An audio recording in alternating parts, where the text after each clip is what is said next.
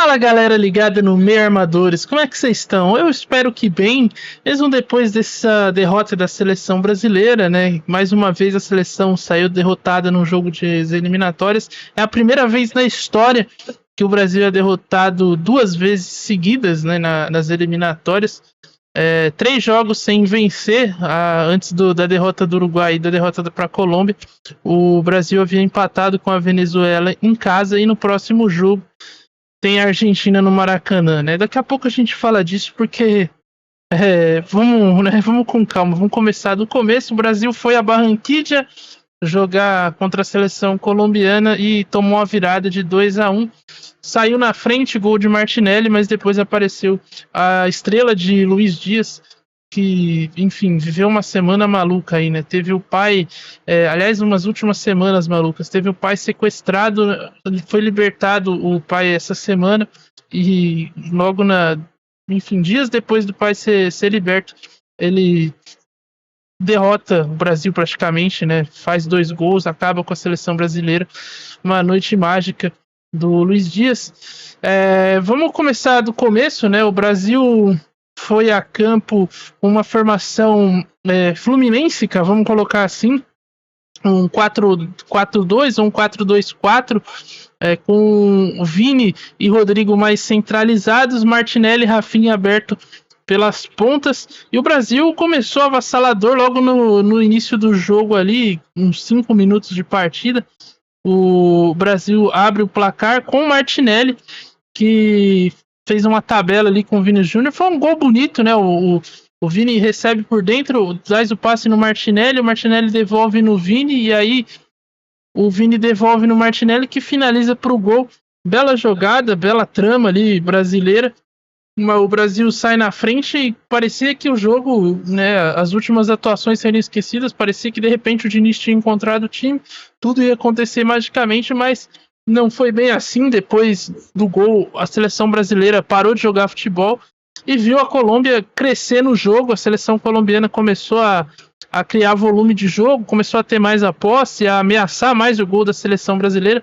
O Alisson foi vital no primeiro tempo e durante toda a partida também. Se não fosse ele, o estrago teria sido muito maior. A seleção colombiana conseguia com muita facilidade, né, principalmente pelo lado direito da defesa brasileira, com o Luiz Dias ali em cima do Emerson Royal, que fez uma partida tenebrosa. Aliás, o Emerson Royal hoje foi muito criticado nas redes sociais e em campo também foi terrível, né? Impressionante como o lateral do Tottenham hoje foi uma avenida para o Luiz Dias, que tem que pesar também o fato do Luiz Dias ser um excelente jogador, mas era muito fácil para ele fazer, enfim, fez o que quis ali pelo lado direito da defesa brasileira.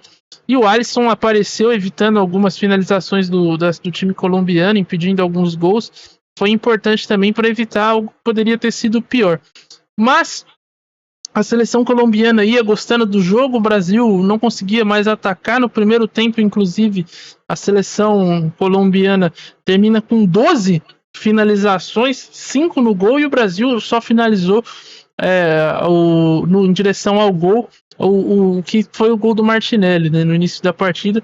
Fora isso, houveram mais 6 finalizações que foram para fora, e o Brasil, assim, foi sendo dominado pela Colômbia e terminou o primeiro tempo com a clara sensação de que 1-0 estava bom demais para ser verdade para a seleção brasileira, que a Colômbia merecia coisa melhor no jogo. Luiz Dias, inclusive, aos 30 minutos, perde uma ótima chance. O André, depois de um escanteio, o Luiz Dias sai em contra-ataque, sai em velocidade, o André acaba salvando a seleção brasileira e impedindo que seria o gol de empate.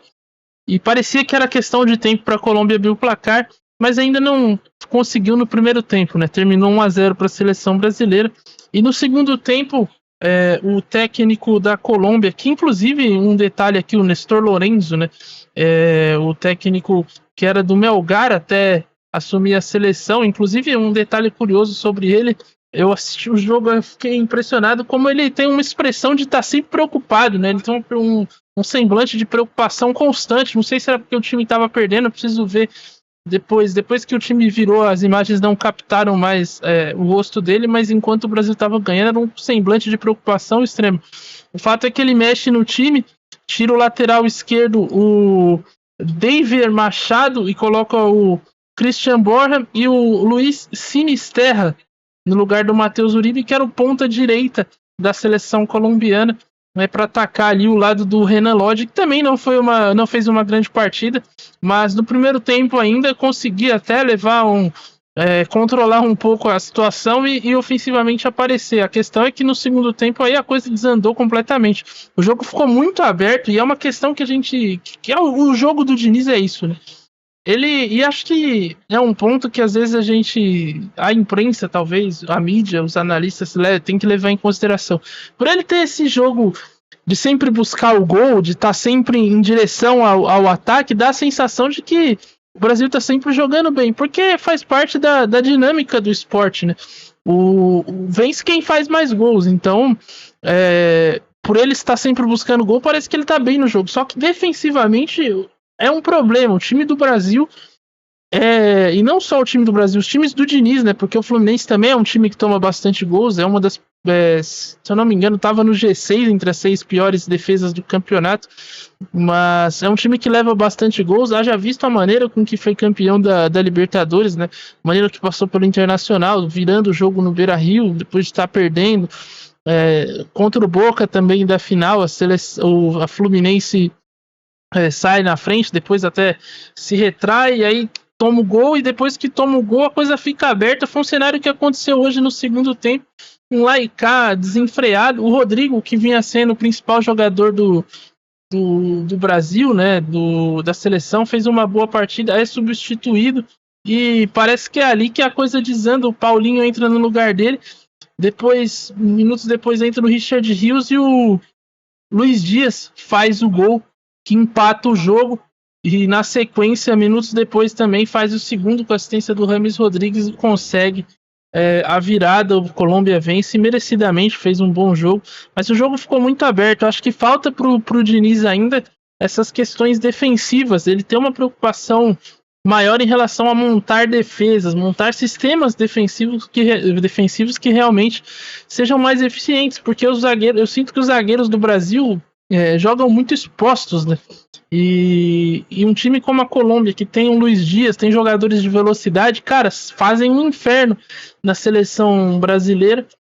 Já tinha sofrido contra o Uruguai, né? Apesar de que a seleção uruguaia fez um jogo muito aquém daquilo que o Bielsa prega. Foi um time muito retraído, né? Mantendo até uma filosofia que predominou na seleção uruguaia nos últimos anos, né, com o Tabárez, depois com o Diego Alonso, teve uma curta passagem, mas o fato é que a seleção segue muito exposta defensivamente, e hoje o Emerson Royal e o Renan Lodge acho que foram os pontos aí de mais destaques negativos, porque impressionante, principalmente o Emerson Royal, né?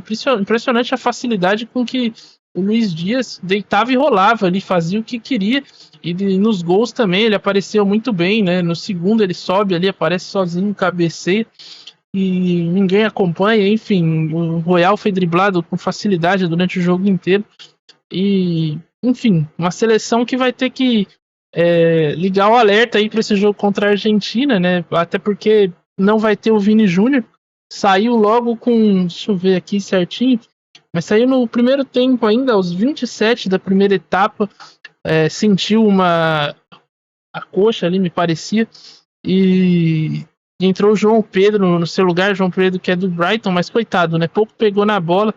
Depois do gol também, do segundo gol da Colômbia, né? Da virada.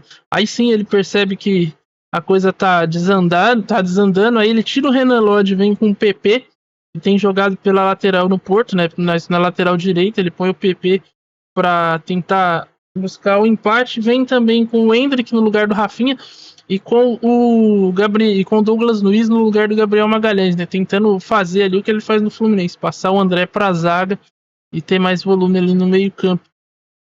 Mas a seleção não foi bem, não fez uma boa partida. O Rodrigo, para mim, foi o melhor em campo da seleção. Depois eu destacaria o Martinelli, que também foi o que mais tentou. E só. Do trio de ataque, aliás, do quarteto de ataque que começou a partida, o Rafinha, para mim, foi o mais apagado. A gente tem que levar em consideração também que ele era responsável por voltar, né? Era o que parecia mais incumbido ali de fechar ali pela direita para impedir os avanços da seleção colombiana. Não adiantou muito, porque o Luiz Dias acabou com o jogo, então o Rafinha foi um ponto nulo em campo, não marcou e não atacou também. E acho que a seleção vai ter que tomar muito cuidado aí com a Argentina, porque vai ser um jogo perigoso, né? Apesar de, mesmo com a Argentina tendo perdido hoje para o Uruguai, eu não vi o jogo, porque foi no mesmo horário, foi simultâneo, mas a Argentina perdeu em casa para o Uruguai chegou à segunda colocação das eliminatórias, com 10 pontos, apenas 2 atrás da Argentina, que tem 12 e é a líder, mas ainda assim hoje é o melhor time que o Brasil, né? Quando a gente olha o conjunto, se a gente for pegar nome por nome, talvez acho que a gente chegue à conclusão talvez de que o Brasil ainda seja melhor, mas olhando o coletivo, a Argentina funciona muito melhor que o Brasil, né? Tem um time estruturado, o técnico já está lá há muito tempo, né? O Scaloni, e tem o Messi, né? Que é um fator de decisão. Se o Brasil não tiver o Vini Júnior, vai ter que ir a campo sem essa grande estrela. O Rodrigo acho que fez uma partida muito boa, usando a camisa 10 hoje da seleção, né? E fez uma partida muito boa mesmo. Gostei da partida. O Diniz tirou ele no segundo tempo na entrada do Paulinho. Eu achei que, inclusive, foi um erro, mas enfim, ele entendeu dessa forma. E o Brasil vai ter que tomar cuidado aí com a Argentina. Existe uma vantagem, né? Que a Argentina, se a gente olhar aqui o time que foi a campo hoje, não tem esses jogadores de velocidade, né? Jogou o Nicolas Gonzalez aberto pela esquerda, que possivelmente vai jogar o Emerson Royal ou vai vir o PP, mas não é um time que tem jogadores de velocidade. Talvez ele lance o Scaloni, lance o Di Maria ali pelo setor, ou pelo lado esquerdo ou pelo lado direito, para fazer esse corredor ali e atrapalhar. Mas hoje, mesmo no elenco, a seleção não tem muito esse cara, né? O Dybala não é esse jogador, não costuma jogar por ali. Quando joga mais centralizado, né? Atrás do centroavante. Então, talvez seja um fator. A Argentina também é um time de toque de bola, de controle, né? Não é um time de muita explosão e velocidade como é a Colômbia. Então talvez isso possa favorecer um pouco mais a seleção brasileira, que tem sofrido com esse tipo de jogador, né? De times que tem esses jogadores mais agudos, né? De mais explosão. Enfim, é ver o que o Diniz vai fazer. Acho que essa questão da defesa é até um clichê, né? Que circunda o futebol, não só o futebol, mas todos os esportes coletivos, né? De que grandes defesas ganham campeonatos, aliás, ataques ganham jogos e defesas ganham campeonatos. Então, é uma questão que ele tem que rever. Acabou de ser campeão da América, mas acho que se ele quiser continuar evoluindo enquanto treinador, é uma questão que cedo ou tarde ele terá que se atentar em seu trabalho. Acho que do lado da Colômbia, grande partida, excelente resultado. A seleção conseguiu vencer o Brasil nas eliminatórias, coisa que não conseguia há muito tempo. Aliás, foi a primeira vitória da Colômbia sobre o Brasil nas eliminatórias da Conmebol. E destaque para o Luiz Dias, né, que foi o melhor em campo. A seleção ainda está invicta, inclusive, nas eliminatórias. Destaque para o Luiz Dias, como eu falei, teve o pai sequestrado aí nas últimas semanas. O pai foi liberto nos últimos dias e hoje ele foi fundamental na vitória, decisivo, brilhou. O pai, inclusive, estava na arquibancada, se emocionou, chorou, quase desmaiou no segundo gol. Imagino que hoje vai ser uma noite de muita festa, muita alegria para o colombiano, que joga muita bola e foi o destaque da partida e merece aí todo o brilho, né? Bom, acho que é isso. O Brasil volta a campo na próxima terça-feira. Que a Anvisa nos ajude, né? Porque sinceramente não estou botando muita fé não no jogo do Brasil, mas também o Diniz tem dessas, né? Esse tipo de jogo parece que ele liga lá acende uma luz dentro dele e ele ganha esses jogos mais difíceis. Ele tem essa marca na carreira, né, de conseguir ganhar jogos mais difíceis, e jogos em tese que a gente fala que é mais fácil, ele costuma perder. Não que a Colômbia seja um adversário fácil, ainda mais em Barranquilla, mas olhando o que representa a Colômbia e a Argentina com o futebol, obviamente a Argentina é muito maior. Mas é isso, Essa foi a análise aqui. Na terça-feira a gente vai fazer uma análise pós-jogo. Estarei ao lado do Adiel e do Cássio Ângelo, né, para fazer essa análise, comentar sobre a performance da seleção brasileira de Fernando Diniz, que não sei, ele vai ter que buscar aí alguma alteração. O meio-campo hoje não funcionou. O Bruno Guimarães, mais uma partida apagada. O André também, hoje, pouco fez na partida. E o ataque me chama a atenção, né? O Rafinha não brilhou. O Martinelli fez o gol e tentou ali, mas também, coitado, tinha que correr o tempo inteiro. Tinha que voltar e fazer esse balanço defensivo. Enfim, me parecia uma partida muito aquém da seleção de novo, né? E na próxima partida enfrenta a Argentina, que também vem de derrota. Curioso que a Argentina perdeu para o Uruguai. Eu fui dar uma olhada nas estatísticas aqui. Foi uma situação bem similar ao que foi o jogo entre Uruguai e Brasil. A Uruguai finalizou 2 vezes ao gol e as 2 foram os gols. Então, contra o Brasil foi a mesma situação. O Uruguai o Bielsa tá meio Oscar Tabares aí nesse seu início de trajetória pela seleção uruguaia. Mas enfim, veremos o que acontece terça-feira aqui após o jogo. Você já sintoniza para ficar ligado aqui na nossa análise de Brasil e Argentina. Poderemos ter um encerramento aí digno da seleção com uma vitória ou uma tragédia completa, né? Diniz encaminhando essa passagem dele aí com péssimas atuações e resultados ainda piores. Mas enfim, é só passar a situação da classificação. O Brasil foi para a 5ª colocação. Tem à frente deles, nossa, Venezuela está à frente do Brasil, Colômbia, Uruguai e Argentina. Mas eu acho muito difícil que o Brasil fique fora, mesmo que perca aí esse jogo contra a Argentina e entre no ano que vem, né, em setembro, as eliminatórias voltarão, que tem data FIFA, tem amistoso e depois Copa América. Acho que mesmo que vá mal aí contra a Argentina, imagino que no pior dos cenários alguém vai chegar ali e vai arrumar a casa. Aí se não arrumar, fodeu, né? Mas é isso, espero que você tenha gostado desse vídeo. Como eu falei, terça-feira estaremos de volta. Siga a gente no Instagram, @meioarmadores. Se você ainda não se inscreveu, se inscreva no canal, deixe o seu like. Voltamos amanhã, aliás, sábado, né? Para Esporte e Vitória, na verdade a Vitória e Esporte, jogo no Manuel Barradas, o Barradão.